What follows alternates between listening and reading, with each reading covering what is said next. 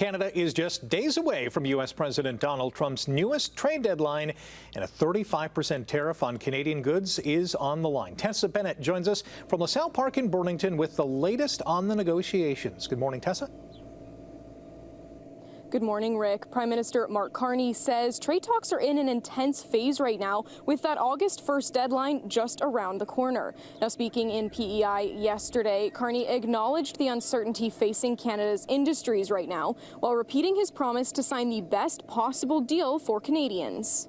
Industry, businesses, Canadians, they are anxious and they are concerned. They don't deserve the uncertainty that's been thrust upon them.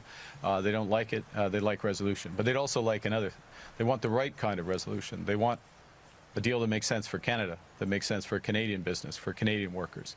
The negotiations are at an intense phase. It's a complex negotiation.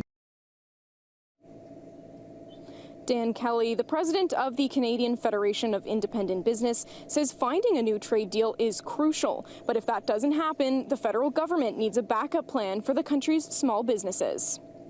We're asking Ottawa to consider, if there is no deal on Friday, that it needs to release some of the millions and millions of dollars that have been collected in Canadian tariffs.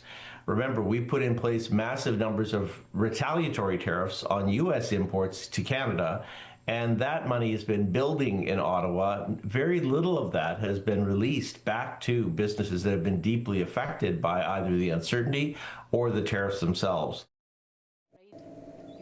Canada's deadline for a new deal with the U.S. comes just a few days after Trump says he agreed on a new deal with the EU. That deal includes an added investment of $600 billion of EU money into the U.S., though some senior officials in the European Union have already started to walk that back.